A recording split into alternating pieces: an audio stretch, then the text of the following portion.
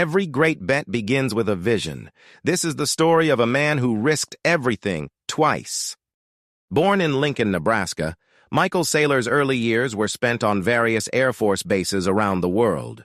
His analytical mind led him to the Massachusetts Institute of Technology, where he studied aeronautical engineering and the history of science. In 1989, alongside his MIT fraternity brother Sanju Bansal, Saylor founded MicroStrategy, a company focused on data mining and business intelligence software. By 1998, MicroStrategy went public. The stock doubled on its first day of trading. Saylor's net worth soared to $7 billion, making him the wealthiest man in the Washington, D.C. area. But in March 2000, disaster struck. MicroStrategy announced it would restate its financial results for the previous 2 years. The stock plummeted 62% in a single day, a key event in the burst of the dot-com bubble. Saylor settled with the SEC for $350,000 in penalties and $8.3 million in personal disgorgement. For many, this would have been the end. For Saylor, it was just the beginning of a 2-decade journey that would lead to one of the most audacious financial bets in corporate history. Fast forward to 2020. The world was gripped by a pandemic. Governments were printing trillions of dollars in stimulus, and Michael Saylor was watching. As CEO of MicroStrategy, Saylor faced a problem. His company had $500 million in cash reserves, but with near-zero interest rates and massive money printing, that cash was losing value by the day. In his own words, "We realized that cash was trash, and we needed to find a store of value to protect our treasury." After months of research, Saylor came to a conclusion that would transform both his company and his legacy.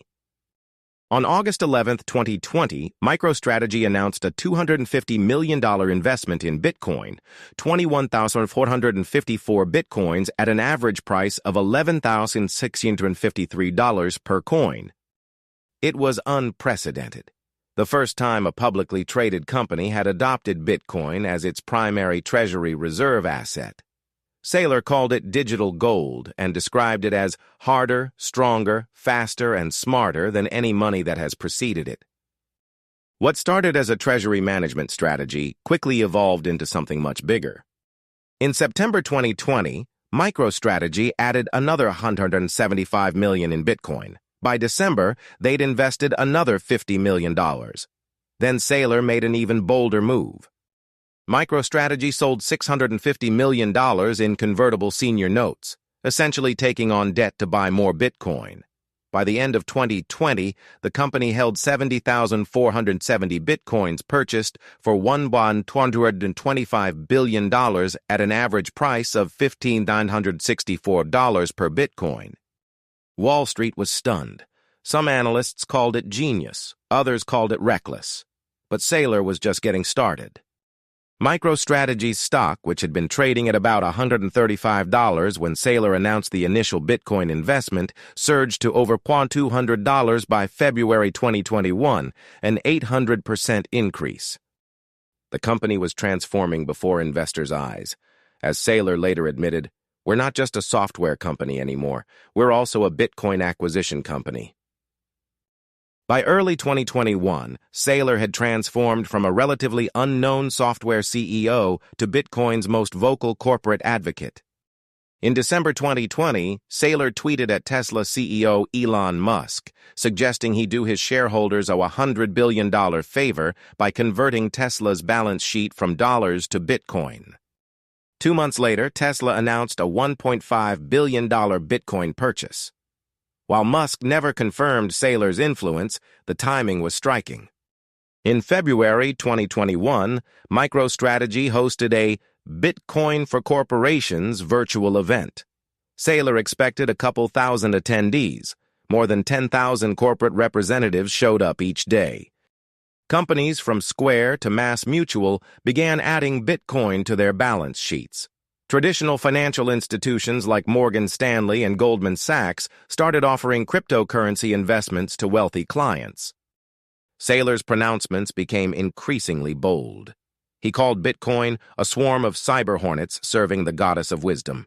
He declared it the apex property of the human race. His words now had the power to move markets. But the crypto market is notoriously volatile, and Saylor's conviction would soon be tested. After reaching nearly $64,000 in April 2021, Bitcoin's price crashed by more than 50%. MicroStrategy's Bitcoin holdings lost hundreds of millions in value on paper. Critics pounced. They called it a failed strategy, a reckless gamble. Some predicted MicroStrategy's demise.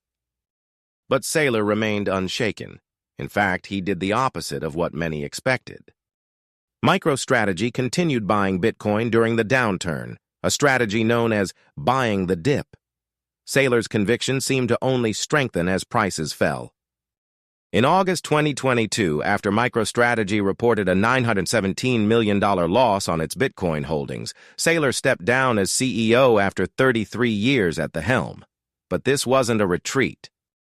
Through bull and bear markets, through praise and criticism, Saylor's strategy remained consistent. Acquire and hold Bitcoin for the long term. Fast forward to May 2025.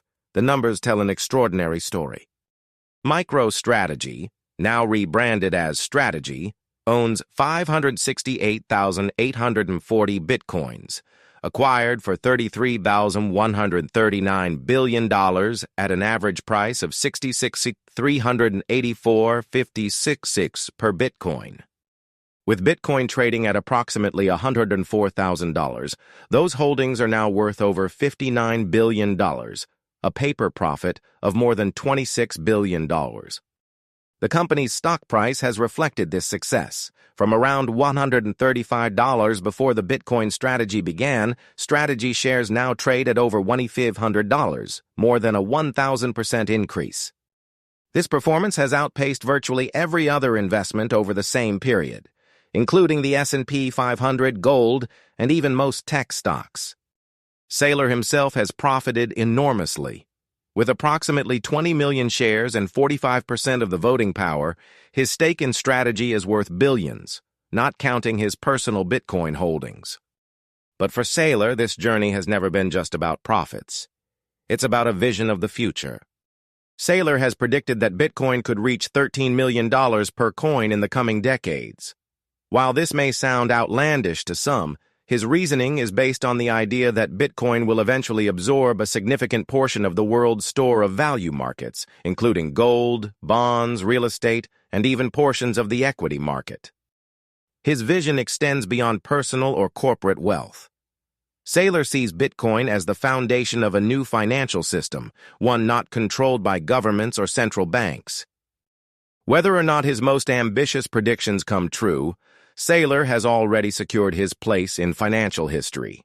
He transformed corporate treasury management, challenged conventional wisdom about money, and bet his reputation on a technology many still don't fully understand. The story of Michael Saylor is not just about an investment.